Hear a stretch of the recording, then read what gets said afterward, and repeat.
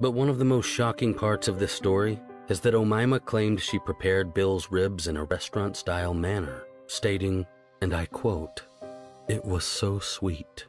Omaima Nelson was an Egyptian model who immigrated to the United States when she was 18 years old.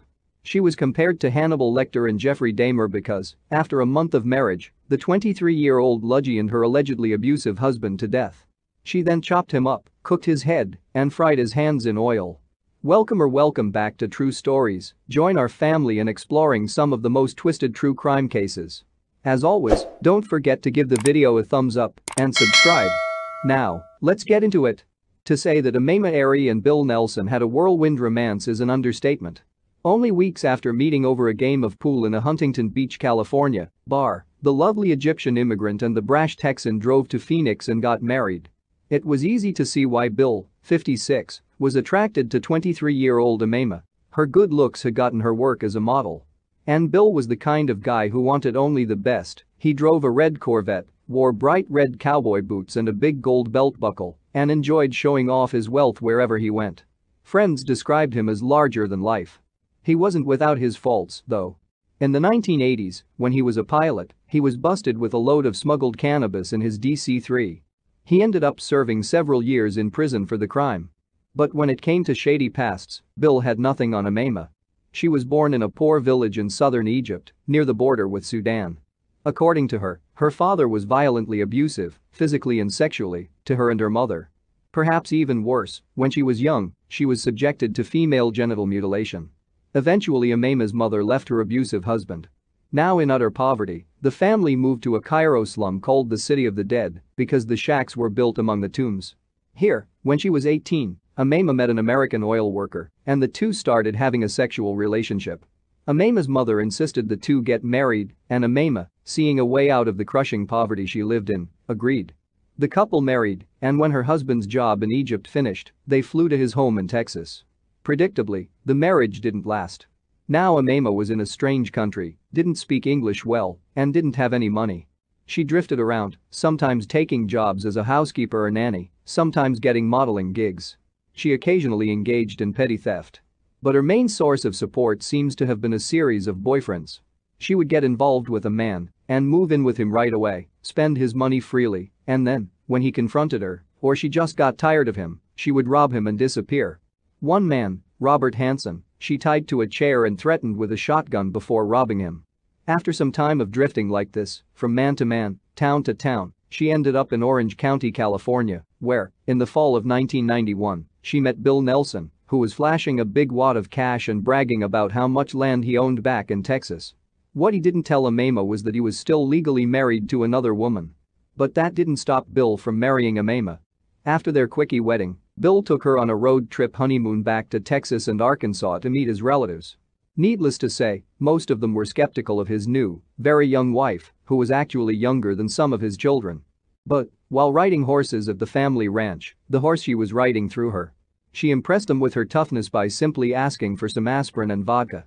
The couple returned to California and set up home in Bill's apartment in Costa Mesa. On Thanksgiving Day, Bill spoke with his daughter Margaret on the phone. He told her how everything was going great and invited her to join them for dinner. Margaret refused. It was to be the last conversation she ever had with her father. 3 days later, early in the morning of December 1, Jose Esquivel was awakened by loud pounding on his door. He looked outside and saw a red Corvette parked outside. Not recognizing the car, he didn't answer the door. After a while, the visitor went away. Then at about 1 p.m., the visitor in the red Vette returned. This time, Jose answered. When he opened the door, he saw Omaima, a woman he had briefly dated over a year ago. She was crying and had some cuts on her face and hands. Omaima told him that her husband had attacked and assaulted her, so she had killed him in self-defense. She went on to say that she had cut up the body but needed help disposing of it. She told Jose that she would give him $75,000 and 2 motorcycles if he would help her get rid of the body. Jose played it cool. He told Omaima to meet him at her apartment while he arranged to get a truck. When she left, he called the police. The police found Omaima in Bill's Corvette. Next to her, in the passenger seat, were some trash bags. When the officer looked inside, he saw what looked like human organs including lungs with black spots from cigarette smoking. When questioned, Omaima gave conflicting and confusing answers. She said that the organs were from someone Bill had killed, then she claimed Bill was away on a business trip in Florida. Police got a warrant to search the Nelsons' apartment. Inside were numerous boxes of computer parts. Bill earned money repairing and selling computers out of his home. But among the boxes were some suitcases. Inside the suitcases were trash bags. Inside the trash bags were human remains. Police also found a broken lamp and clothes iron with tissue and human hair on them. As they searched further, they found even more grisly evidence. In the bedroom, the mattress was soaked in blood and the bedposts were all broken. But the worst was in the kitchen. Inside a deep fryer, 2 human hands floated in oil, mixed with turkey meat. In the trash they found pieces of a human hip, mixed in with turkey and cranberry sauce. Inside the freezer, behind bags of frozen vegetables, there was a large round object wrapped in foil. It was Bill's head. It was badly burned, as though it, too, had been cooked in a deep fryer. Back at the police station, Amaima kept changing her story.